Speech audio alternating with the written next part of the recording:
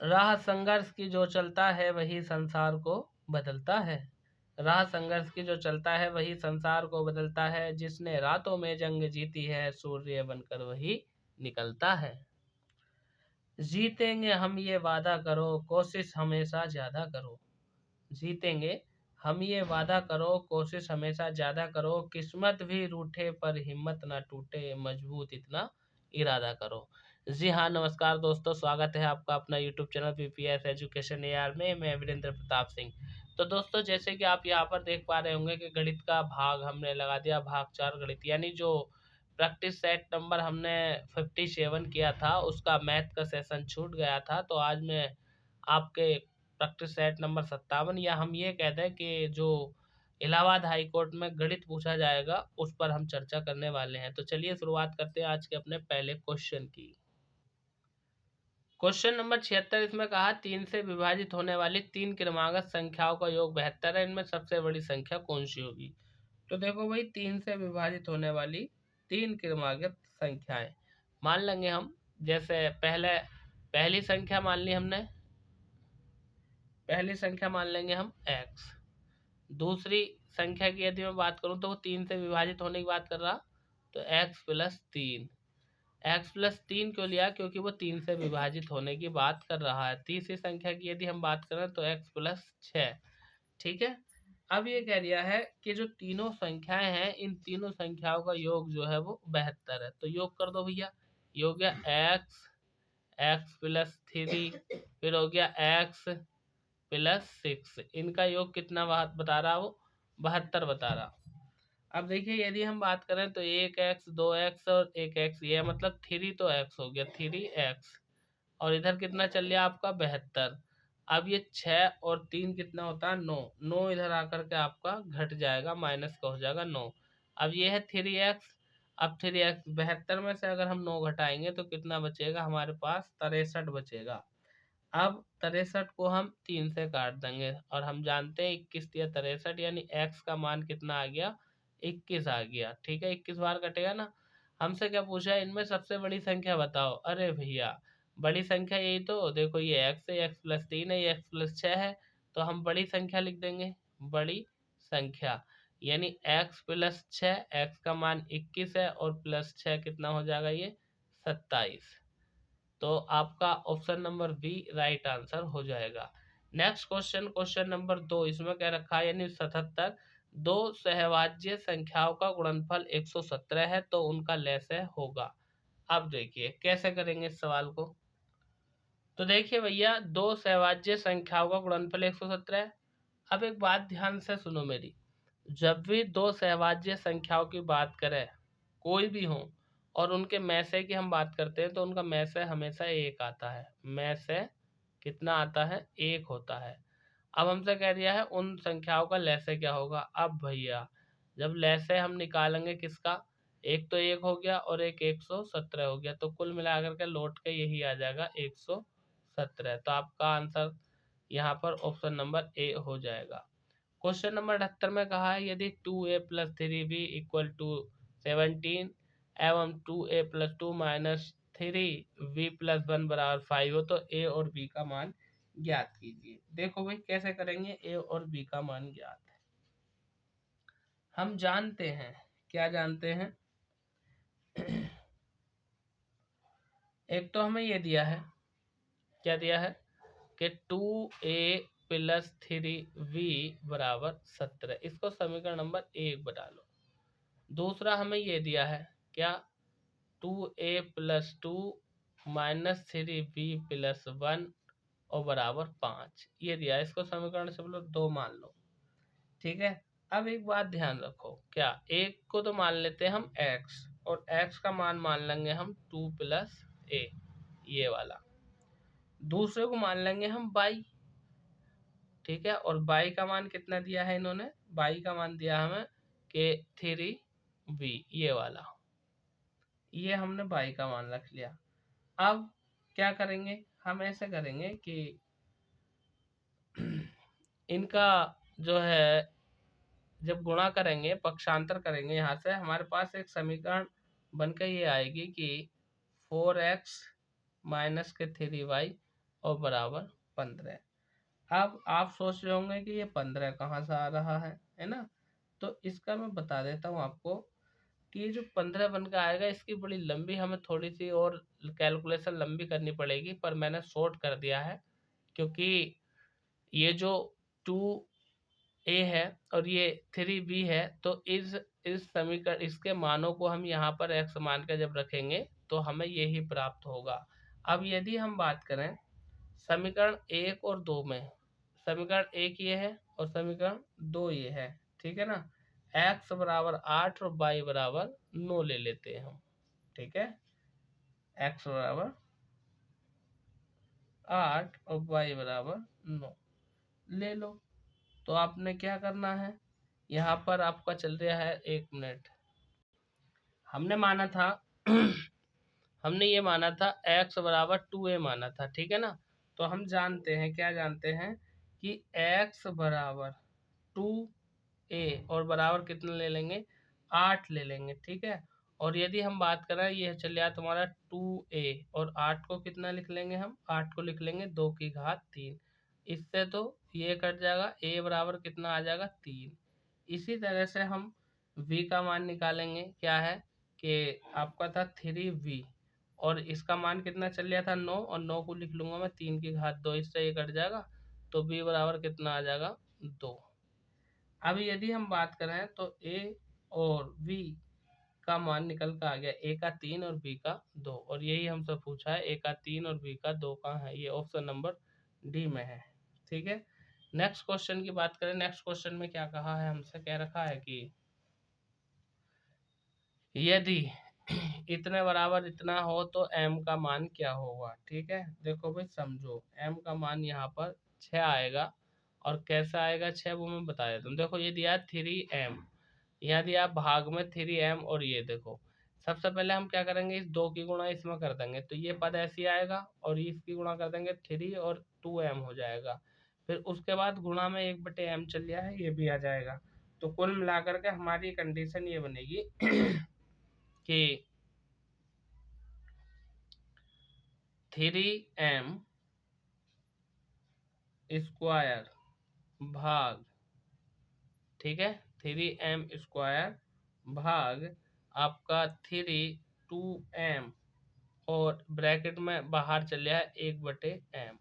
अब देखो यहाँ से मैं अगर 3 कॉमन ले लूँ और m कॉमन ले लूँ तो अंदर क्या बचेगा, एक m बचेगा, ठीक है। और माइनस यहाँ पर एक तो m बचेगा, और माइनस के क्या बचेगा, 2 बचेगा, और गुणा में 1/m चल रहा है, इससे ये कट जाएगा, ठीक है ना। तो अब ये क्या बचा तुम्हारा, इधर यदि हम बात करें तो 3 बचा, और m -2 ये बचा। लेकिन दूसरी तरफ ये भी तो चला रहा था 81, तो मैं भले ही ऊपर से न लाया हूँ, यहाँ पर 81 लिख लो। अब इससे इसे काट लो, कितनी बार कटेगा, ये नहीं कटेगा, कट जाएगा इसे, या फिर ऐसा लिख लो m-2 बराबर m-2 बराबर, इसे लिख लो 3 की घात 4। अगर नहीं भी काटोगे तो ऐसे लिख सकते हो 3 की घात 4, ठीक है। अब 3 यहाँ चल रहा है, आगे यदि हम बात करें तो कुल मिलाकर के ये हो जाएगा 3 और m-2 बराबर 3 की घात 4। इस 3 से ये 3 कट जाएगा। अब क्या बचा तुम्हारा, देखो m-2 4, और इधर जाकर के ये 4 में जुड़ जाएगा, तो कुल मिलाकर के 6 आपका आंसर आ जाएगा, जो मैंने पहले ही आपको बता दिया था। नेक्स्ट क्वेश्चन की तरफ चलते हैं। क्वेश्चन नंबर 80 में क्या क्या रखा है, देखो पहले यहाँ सुनो। ये दिया है x/2y बराबर 3/2, ये दे दिया। अब तुम ये ध्यान रखो, x का मान तो हो गया 3 और 2y का मान हो गया 2। अब हमसे क्या पूछा, हमसे पूछा है 2x + y बटे x माइनस के 2y। लो जी, यहाँ पर क्या रख देंगे हम, 2 तो है ही, और इसकी गुणा में ये रख देंगे 3, y है, y की जगह मतलब x y के मान रख दो। मान रखने पर जब मान रख दोगे तो आपका 7 आंसर आ जाएगा। ट्राई कर लेना, ट्राई का मतलब कोशिश आप करके देखना, बिल्कुल इजी है, आराम से हो जाएगा।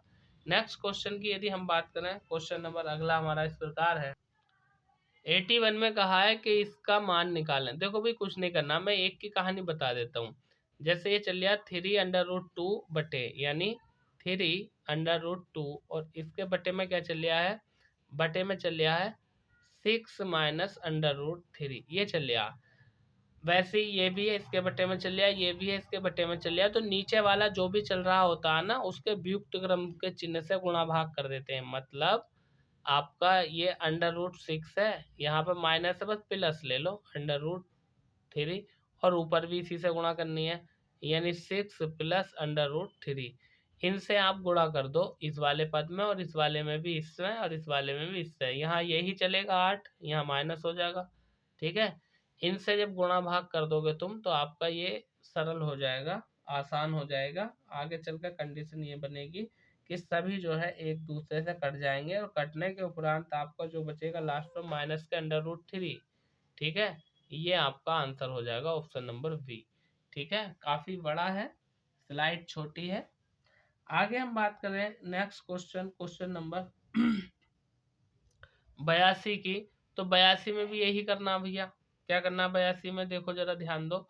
ये कह रखा है यदि 5 प्लस 2√3 बटे 7 प्लस इतने बटे इतने बराबर a प्लस बी √3 हो, तो a और b का मान ज्ञात करो। ठीक है, तो इसमें भी कुछ नहीं करना, इसमें भी क्या करना है, देखो ये चल गया तुम्हारा 5 प्लस 2√3 चल गया है, बटे नीचे क्या चल गया है 7 प्लस 4√3 चल गया।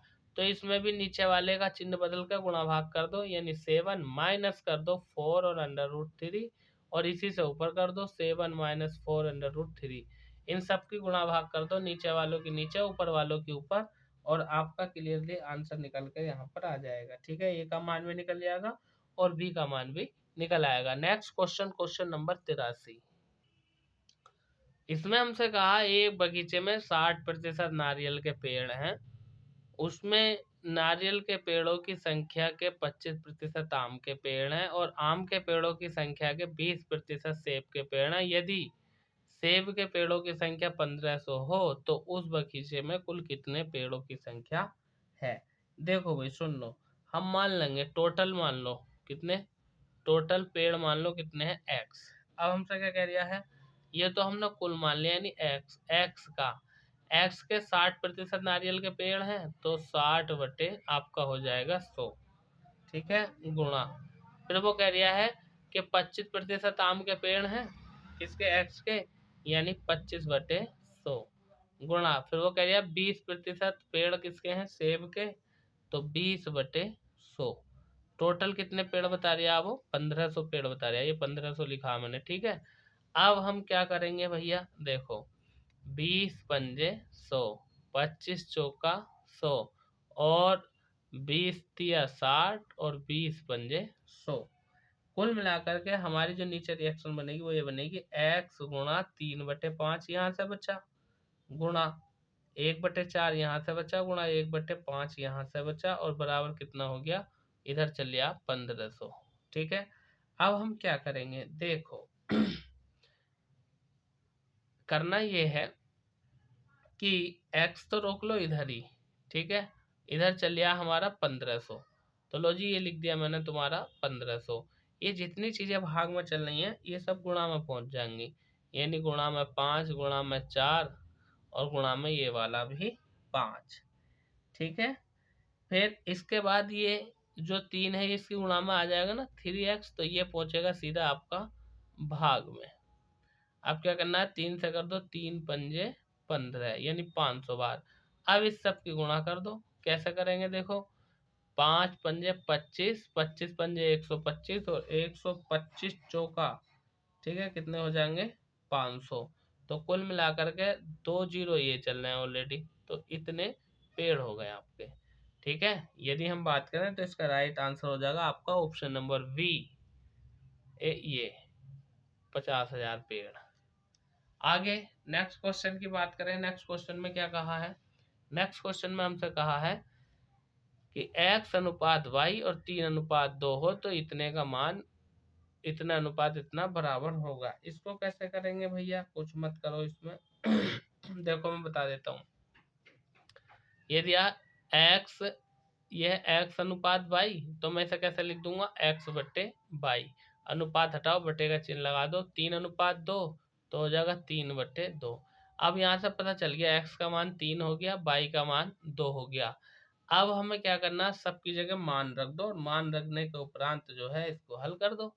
भाई यहाँ पर चल लिया है x, तो x का मान रख दो, y चल लिया, y का मान रख दो, और काट पीट कर दो, आपका आंसर आ जाएगा। ट्राई करना, इतना हल्का सवाल अगर आप नहीं कर पाते हैं तो फिर मैं आगे क्या ही कह सकता हूँ आपको।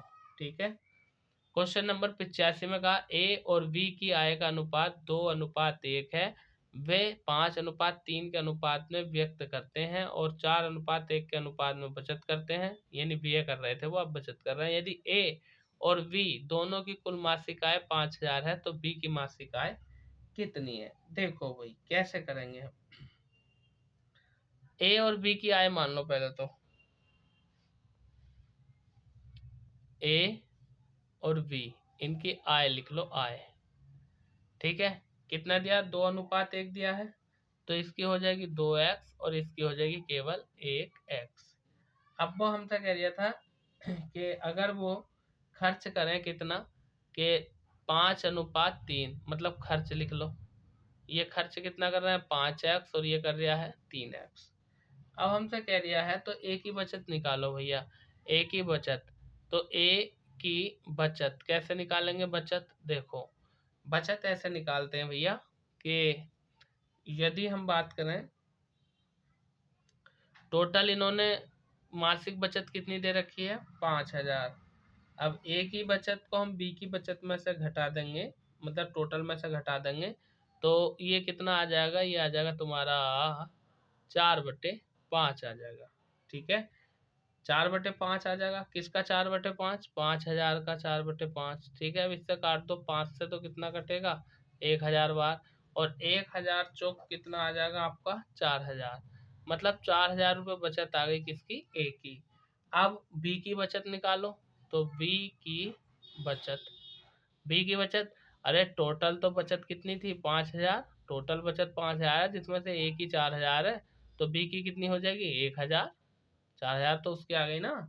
अब हमसे क्या कह रहा है वो हमसे ये कह रहा था कि ये कह रहा था यदि ए और बी दोनों मिलकर कुल मासिक बचत 5,000 रुपये करते हैं, ठीक है, 5,000 रुपये करते हैं, तब देखो हम क्या करेंगे। ए की बचत कितनी है 2x, और बी की बचत कितनी है, ये रख लो 5x रख लो। तो अब देखो हम क्या करेंगे, यानी 2x माइनस के 5y और बराबर 4,000, ये लेके चलो, बचत का कॉन्सेप्ट लेके चल रहा है ना हम।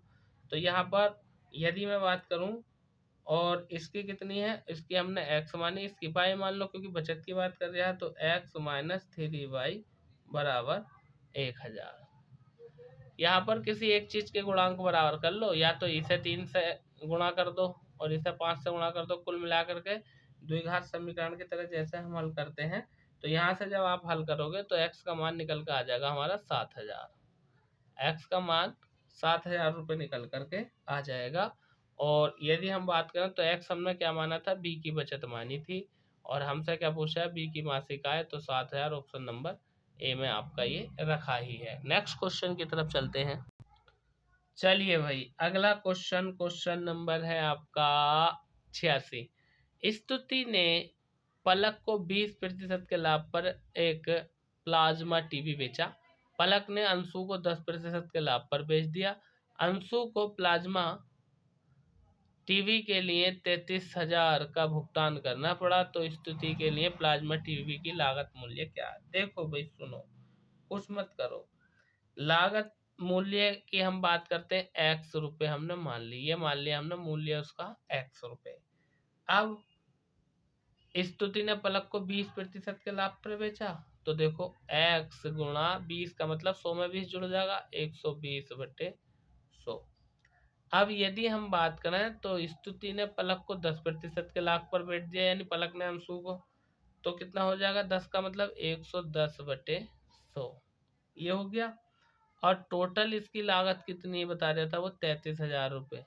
ठीक है, क्या करना, लो जी, इस जीरो से ये जीरो, इस जीरो से ये जीरो काट दो। अब देखो ये बचा तुम्हारा x गुणा 12 बटे 10 गुणा 11 बटे 10 और बराबर 33,000। ठीक है, 33,000 मतलब 3 जीरो है, ठीक है, 3 ही लगाने हैं। अब देखो x का मान तो यहीं रोक लो, इधर देखो ये चल गया 33,000, ये गुणा में चल रहा है इसकी, यानी ये दोनों बटे में चल रहे हैं, भाग में चल रहे हैं, तो काय में पहुंचेंगे, ये गुणा में पहुंचेंगे, है कि नहीं है, ये दोनों गुणा में पहुंचेंगे, यानी 10 गुणा 10। अब यदि हम बात करें तो x तो रोकेंगे हम यहीं, और ये दोनों गुणा में चल रहे हैं, ये भाग में पहुंचेगा 12 गुणा 11। भैया इस सब को हल कर लो और आपका आंसर आ जाएगा लगभग 25,000 के आसपास। ठीक है, कहाँ दे रखा, ये दे रखा ऑप्शन नंबर बी। वही हम बात करें नेक्स्ट क्वेश्चन, क्वेश्चन नंबर 87 की। इसमें क्या कहा है 87 में, जरा ध्यान दीजिए। 87 में हमसे कह रखा है कि एक गिलास में दूध तथा पानी 3:5 के अनुपात में मिलाए गए हैं तथा एक अन्य गिलास में 6:1 के अनुपात में मिलाए गए हैं। दोनों गिलासों के मिश्रण परस्पर अनुपात में मिलाया जाए ताकि मिश्रण में दूध तथा पानी का अनुपात 1:1 में हो जाए। अब देखो इसे कैसे करेंगे भैया। कहने का मतलब ये है कि पहले गिलास में जो दूध की बात कर रहे हैं, देखो क्वेश्चन नंबर 87 की बात कर रहे हैं हम, कैसे निकालते हैं। देखो दूध, एक तो हो गया तुम्हारा दूध और एक हो गया पानी। दूध का अनुपात देखो, दूध है तो ऊपर लेंगे 3 और नीचे ले लेते हैं दोनों का योग, यानी 3 और 5 8। वही हम बात करें पानी की, तो पानी का भाग कितना है, ये 5 और नीचे है आपका 5 बटे, नीचे योग लेते हैं दोनों का 8। ये तो आ गई बात पहले गिलास की। अब दूसरे गिलास की बात करें तो दूसरे गिलास में दूध ले लो, कितना अनुपात दिया है 6:1, तो इसमें जो है 6 आ जाएगा ऊपर और दोनों का योग आ जाता है नीचे, यानी 7। वही हम बात करें तो ऊपर आ जाएगा 1 और नीचे आ जाएगा आपका 7।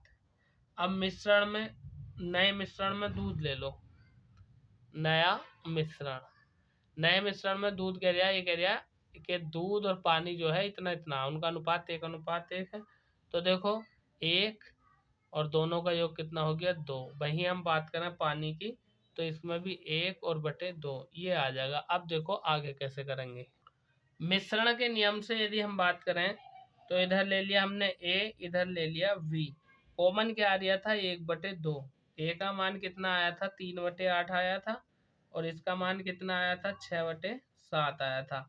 अब इसमें ये जो बीच वाला ना, इसमें से इसे घटाओ और यहाँ लिख दो, ठीक है ना, और इसमें से इसे घटाओ और यहाँ लिख दो। जब हम इसमें से इसे घटाएंगे, यानी 6/7 में से 1/2 जब घटाएंगे तो आपका आ जाएगा 5/14। ठीक है, 5/14। और यदि इसमें से इसे हम घटाएंगे, कैसे घटाएंगे, 1/2 माइनस 3/8, तो आपका आ जाएगा 1/8। कुल मिलाकर के आपका जो अनुपात आ रहा है, मतलब एक तो आया ये 5/14, ठीक है, और दूसरा कितना आ रहा है 1/8। जब आप इसे हल करोगे तो हल करने के बाद आपका आ जाएगा 20:7। अब देख लो कहाँ है 20:7, यह ऑप्शन नंबर ए में है 20:7। कैसे हल करेंगे, इन दोनों का एलसीएम लेगा, इसकी गुणा इसमें, इसकी उसमें, ऐसा कर दो यार, कोई ज्यादा बड़ी बात है नहीं। ठीक है ना, आगे चलते हैं नेक्स्ट क्वेश्चन की तरफ। नेक्स्ट क्वेश्चन हमारा है 88। 88 में क्या कह रखा है, इसमें हमसे कहा है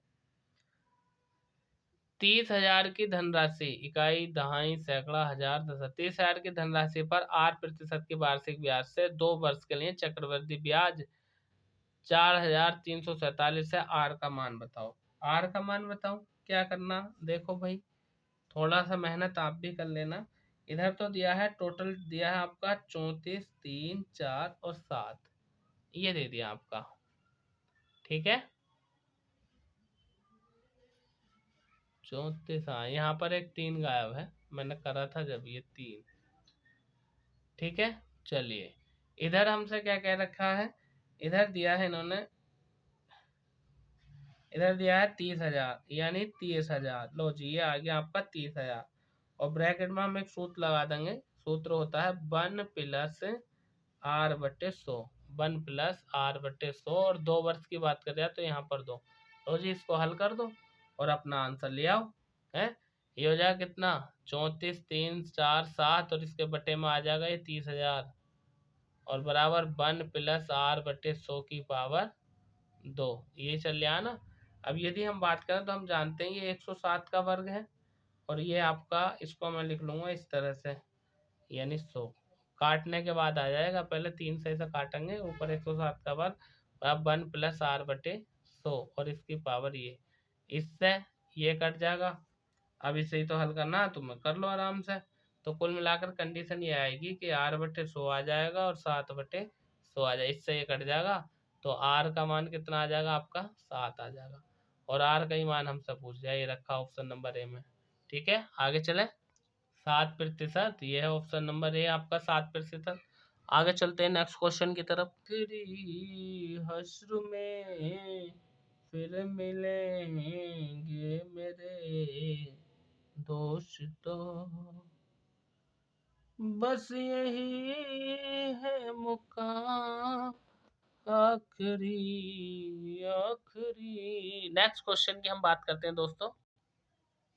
15 आदमी प्रतिदिन 8 घंटे कार्य करके किसी कार्य को 20 दिन में पूरा करते हैं। 12 दिन में कार्य पूरा करने के लिए 20 आदमियों को कितने प्रतिदिन घंटा काम करने की जरूरत। देखो भाई हमारे पास एक फार्मूला होता है, उस फार्मूले की दृष्टि से यदि मैं देखूं तो एम का मतलब मैन होता है, टी का मतलब टाइम होता है और डी का मतलब होता है दिन।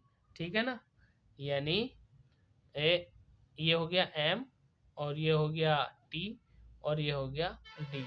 अब M1 T1 और D1 वहीं आएगा आपका M2 T2 और D2। मतलब M से मैन आदमी, T से टाइम यानी समय और D से दिन ये यानी। तो कुल मिलाकर के पहले पहले M1 होते हैं, दूसरे दूसरे जो होते हैं वो M2 होते हैं। यानी M1 का मान कितना हो जाएगा 15। एक एरिया है ना यहाँ पर 15 आदमी और टी यानी घंटे दे दिया 8, तो कितना हो गया ये T1 का मान। और T1 का मान कितना हो गया आपका 8 घंटे। वहीं डी की यदि हम बात करें तो इसका मान कितना हो जाएगा D1 का 20 घंटे। M2 में हमसे फिर वो क्या कह रहा है कि 20 आदमी कह रहा ना, ये देखो 20 आदमी।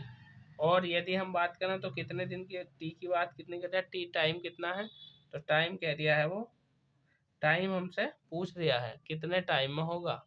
और D2 का मान दे रखा है 12 दिन, ये कह दिया 12 दिन में। हमारे पास एक फार्मूला होता है क्या, M1 D1 T1 बराबर M2 D2 और T2। सबके मान रख दो और मान रखने के बाद आप गुणा भाग कर लियो। हमसे T2 का मान ही तो पूछ दिया है, तो 15 गुणा 20 गुणा 8, ठीक है, और 20 गुणा 12। जब इस सब की काट फीट करोगे ना भैया तो कुल मिलाकर के T2 बराबर आपका 10 दिन आ जाएगा। ठीक है हमने शॉर्ट कर दिया है। यदि इस कैलकुलेशन में इस जगह सबके मान रख के आप करोगे तो यही आएगा। अगर ज़्यादा लंबी कैलकुलेशन कराऊंगा तो बड़ा लंबा वीडियो हो जाएगा। नेक्स्ट यदि हम बात करें तो ये कह रखा प्रश्न संख्या 90 और 91, मतलब 2 क्वेश्चन इसके आधार पर करने हैं हमें। निम्नलिखित दंड आरेख वर्ष 2009 से 2015 तक आलू का उत्पादन क्विंटल में दर्शाया है। आरेख का अध्ययन कीजिए और निम्नलिखित प्रश्नों के उत्तर दीजिए। ठीक है आलू का उत्पादन दिया है ये ऊपर आपका वर्ष 2009 से 2015 तक, और यहाँ पर वर्ष दिया है। देखो 2009 में कितना है 1244, 10 में कितना है 1085, 11 में 720 कुंटल, 2012 में ये, और 13 में ये, और 14 में ये, और 2015 में दिया 1560 कुंटल। अब देखो पहला प्रश्न पढ़ते हैं हम। पहले प्रश्न में क्या कहा गया हमसे, 2009, 2010, 2011, लो जी 13, 14, 15 के बीच आलू उत्पादन का अंतर। देखो अगर हम बात करें 2009 में आलू का उत्पादन कितना था, तो 2009 में आलू का उत्पादन था 1244 कुंटल। और वहीं हम बात करें 2010 की, तो 2010 में आलू का उत्पादन था 1085। ठीक है। और वहीं हम बात करें तो 2011 में कितना था 720 कुंटल। पीछे वीडियो बैक करो, देख लो, मैंने सब बताया है। इन्हें सबको जोड़ दो। जब इन सबको हम जोड़ेंगे तो जोड़ने के बाद मेरा उत्तर आएगा 4145। फिर वो कह दिया 2013 और 14 और 15 के बीच आलू का अंतर, तो 13, 14, 15 के भी लिख लो, है कि नहीं है। तो 2013 में था 1240, 2013 में 1240 कुंटल था। और यदि हम बात करें 2014 की, तो उसमें था 1345 कुंटल, 1345 कुंटल। 15 की बात करें तो 1560 था। अब इन सबको जब हम जोड़ेंगे तो कितना आ जाएगा, यानी इनका आएगा 4100। ओहो, 4145 इनका आ रहा था, इनका मैंने गलत लिख दिया, दोबारा जोड़ना, जीरो का जीरो। यानी कुल मिलाकर के आपका इनका जो 4 और 5 9, यानी ये हो गया 9, तो इनका 3049 आया था, 3049। अंतर पूछ रहा देखो, 4145 और -3049, इसमें से इसे घटा दो, और जब आप घटाओगे तो इसका उत्तर आपको मिल जाएगा 1096। ये आपका आंसर है। नेक्स्ट क्वेश्चन की अगर हम बात करें तो नेक्स्ट क्वेश्चन में क्या क्या रखा है। नेक्स्ट क्वेश्चन में कहा वर्ष 2010, 2011 और 2013 में किस वर्ष ह्रास अधिकतम हुआ। मतलब ये कह रहा 12, 2010 से 11 और 13 में कौन से वर्ष सबसे अधिकतम, किस वर्ष अधिकतम ह्रास हुई। ह्रास का मतलब कमी हुई है ना। तो यदि आप बात करें तो 2011 में हुई थी सबसे कम, ठीक है ना। इसका आंसर 2011 आ जाएगा, ऑप्शन नंबर ए। आगे नेक्स्ट क्वेश्चन की बात करें, क्वेश्चन नंबर 92। 92 में क्या कहा है, 92 में हमसे कह रखा कि दो पाइप ए और बी एक टैंक को क्रम से 30 मिनट और 45 मिनट में जल से भर सकते हैं। पाइप सी उस टैंक को 36 मिनट में खाली कर सकता है। पहले ए और बी को खोला जाता है, फिर 12 मिनट बाद सी को खोला जाता है। टैंक कुल कितने समय में भरेगा। देखो भाई, अगर हम बात करें दोनों पाइपों की, एक तो पाइप हो गया ए, एक पाइप हो गया बी और एक हो गया सी। ये भी भर रहा है, ये भी भर रहा है, पर सी क्या कर रहा है, ये खाली कर रहा है, ठीक है। तो पहले तो ऐसा मान लो ए और बी के द्वारा जो टैंक भरा जाएगा, कितना भाग भरा जाएगा ये मान लेते हैं। इसकी क्षमता दे दी, यानी 30 मिनट, यानी 30 मिनट, और ये वाला 45 में प्लस 1/45। यदि हम बात करें दोनों को जोड़ेंगे तो इनका एलसीएम लेंगे हम कितना, इनका एलसीएम लेंगे 90, और यहाँ कितने गुणा करनी पड़ेगी, यहाँ 3 से और यहाँ 2 से, यानी 3 + 2, कुल मिलाकर के 5 कितना हो जाएगा, 90। और जब हम जानते हैं 18, यानी 5 से काट लो, 18 पंजे 90, 5 × 5, यानी 1/18 भाग ये दोनों मिलकर के भर देंगे। अब जब 1/18 भाग ये भर देंगे तो 12 मिनट में, ठीक है ना, इनके द्वारा 12 मिनट में भरा गया पानी है ये, क्योंकि 12 मिनट बाद सी को खोल दूंगा तो वो खाली करेगा। अब कैसे, जरा ध्यान दो इधर, आगे चलते हैं। देखो अब ये कितना भाग भरेंगे, है ना, 12 मिनट में, तो 12 मिनट में 12/18, ठीक है। इसे काटो, 3 से काट दो, 3 चौक 12, 3 छंग 18, 2 से काट दो, 2 दूनी 4 और 2 तिया 6, तो कुल मिलाकर के 2/3 भाग भर देंगे। शेष भाग निकालो, शेष भाग कितना बचा, एक में से घटा देंगे ना, 1 - 2/3, तो शेष भाग कितना आ जाएगा, 1/3 भाग आ गया शेष। अब यदि हम बात करें, फिर वो कह रहा है नल सी को खोल दें, तो तीनों के द्वारा 1 मिनट में टैंक भरेगा, कितना भरेगा ये निकाल लो। देखो भैया, यानी 1/30 ए था, 1/45 बी था, और ये जो सी है, सी का मान निकाल लो, 12 से 36, यानी 1/36। ये तीनों काम करेंगे। कुल मिलाकर के यदि मैं बात करूं तो इन सबका एलसीएम लेना पड़ेगा हमें, कितना, 180। इन सबका एलसीएम 180 लेंगे। यहाँ कितने से गुणा करनी पड़ेगी, 6 से, यहाँ 4 से और यहाँ 5 से। तो 6, 4, 10, और 10 में से 5 घटा दूंगा तो कितना बचेगा आपका, 5, और 5 से मैं 18 काटूंगा तो 36 बार, यानी 5/180, कुल मिलाकर 1/36 हमारा ये आ जाएगा यहाँ पर। और आपका आंसर भी कितना आ जाएगा, 1/36, यानी 36 ही आपका आंसर आ जाएगा। नहीं नहीं नहीं, 36 नहीं आएगा, वो भाई वो कह रहा है 12 मिनट बाद उसे खोलते हैं तो टैंक कुल कितने समय में भरेगा, ये हमसे पूछ रहा था ना। तो देखो 1/3 भाग भरने में जो समय लगेगा, यानी 36 है, तो कुल मिलाकर ये आ गया आपका 12 मिनट लगेगा। 1 मिनट 1/3 भाग को भरने में 12 मिनट का समय लगेगा। और यदि हम बात करें कुल समय, तो टोटल समय जो आएगा वो आएगा आपका 12 + 12, यानी कुल मिलाकर के 24 मिनट आएगा। और 24 मिनट की यदि हम बात करें तो ऑप्शन नंबर डी में दे रखा 24। नेक्स्ट क्वेश्चन 93 की यदि हम बात करें तो 93 में क्या कहा, जरा इसको भी देख लीजिए। 93 में हमसे कह रखा है कि एक रेलगाड़ी अपनी स्वयं की चाल की 7/11 चाल से चलकर किसी स्थान पर 22 घंटे में पहुंचती है। यदि रेलगाड़ी अपनी स्वयं की चाल से चले तो कितना समय बचा पाएगी। देखो भैया, इसमें वो कह रहे हैं कि सामान्य चाल की यदि हम बात करें तो ये कह दिया है कि सामान्य चाल की अगर हम बात करें तो सामान्य चाल यानी एक रेलगाड़ी अपनी स्वयं की चाल की 7/11 चलती है। अब समय उल्टा होता है, तो उल्टा का मतलब क्या, 11/7 आ गया। और बराबर इसकी यदि हम बात करें तो कितना कह दिया वो कि 22 घंटे में पहुंचती है, 22 घंटे में पहुंच रही है। ठीक है, तो ये कह दिया तब अपनी चाल से चलने पर समय कितना लगेगा। तो अपनी चाल से चलने पर जो समय लगेगा यानी 22 × 7/11 कर दो। 11 × 11, 11 दूनी 22 और 7 दूनी कितना हो गया 14 घंटे। यही आपका आंसर है। ठीक है, नेक्स्ट क्वेश्चन की बात करते हैं। क्वेश्चन नंबर 95 की यदि हम बात करें तो इसमें कहा है 95 7 विद्यार्थी एक परीक्षा हॉल में परीक्षा देते हैं तो उनके परिणाम घोषित होने की कुल तरीकों की संख्या कितनी हो सकती है। ये तो मैंने कितनी बार करा दिया, यानी आधार मान लेते हैं हम इसको, आधार मान लेते हैं 2 आधार मान लेते हैं। अब जितने विद्यार्थी कहता है उतनी घात कर देते हैं, तो कुल मिलाकर हम कर देंगे 2 की घात 7 और 2 की घात 7 का मतलब होता है 128। 128 और देख लो कहाँ है, ऑप्शन नंबर सी में आपका ये दे दिया है 128। वहीं हम बात करें क्वेश्चन नंबर 96 की तो 13, यदि 13 समतलीय बिंदुओं में से 4 समरेखीय बिंदु हो तो इनमें बनने वाली सरल रेखाओं की संख्या कितनी होगी। तो देखो भाई, बनने वाली सरल रेखाओं की संख्या की यदि हम बात करें तो आप जानते हैं कि इसका एक फार्मूला होता है, वो होता है n और c के 2, और इसके साथ आया था c के 2 + 1 और यहाँ पर आया था है आपका m।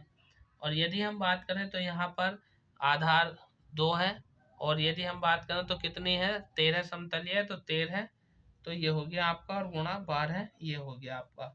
ठीक है ना, और माइनस इनके गुणनखंड लिख लो। 12 का गुणनखंड क्या होते हैं 4 और 3 होते हैं, तो 4 × 3 और बटे 2 और +1, इसको हल कर दो।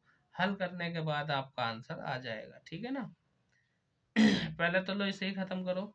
2 से 2 छंग 12, तो ये हो जाएगा 13 × 6 माइनस 2 दूनी 4, यानी 2 × 3, 13 छंग 78, और 78 में से 3 दूनी 6, यानी ये हो गया 13 छंग 78।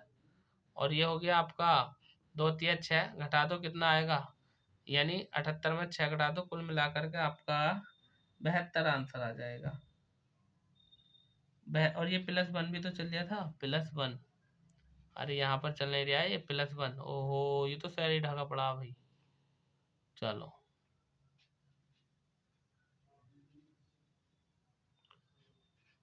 हाँ, सारा ही ढक गया भाई। चलो कुल मिलाकर ये +1 चल गया, +1, तो ये हो जाएगा 72 + 1, यानी कुल मिलाकर के 73 आपका आंसर आ जाएगा। ठीक है, चलो देख लो, दोबारा देख लो वीडियो रोक कर देख लो। दोस्तों, यदि आप हमारे चैनल पर पहली बार जुड़े हैं और पहली बार चैनल पर विजिट कर रहे हैं तो मेरा आपसे निवेदन है कि चैनल को सब्सक्राइब कर दीजिए और वीडियो को लाइक कर दीजिए। भाई वीडियो को लाइक तो सभी कर दो, जो पहली बार जुड़े हैं वो भी, और जो जुड़े हुए हैं हमसे उनका बहुत बहुत धन्यवाद कि आप लोगों ने हमें चूज किया। तो आप भी वीडियो को लाइक कर दीजिए। और यदि हम बात करें मैंने 40 मिनट का टाइम लगाया था इस मैथ को सोल्व करने के लिए। अब उस 40 मिनट की यदि हम बात करें तो नेक्स्ट जो क्वेश्चन है वो हम हल नहीं कर पाएंगे, क्योंकि 40 मिनट आपके हो गए हैं। मात्र आपके जो है 30 सेकंड बचे हैं। अब 30 सेकंड में मैं क्वेश्चन ही पढ़ पाऊंगा। 97 क्वेश्चन ये है, 98 ये है, 99 ये है, और 100वां क्वेश्चन आपका ये है। ठीक है, तो इनको हल करना, और हल करने के बाद कमेंट बॉक्स में आप मुझे आंसर बताना। मेरा नाम वीरेंद्र प्रताप सिंह है। स्वागत करता हूँ आपका अपने YouTube channel PPS education AR में। नेक्स्ट वीडियो में नेक्स्ट प्रैक्टिस सेट के साथ आपसे फिर से मुलाकात होगी। तब तक के लिए शानदार, जबरदस्त, धन्यवाद। Thank you.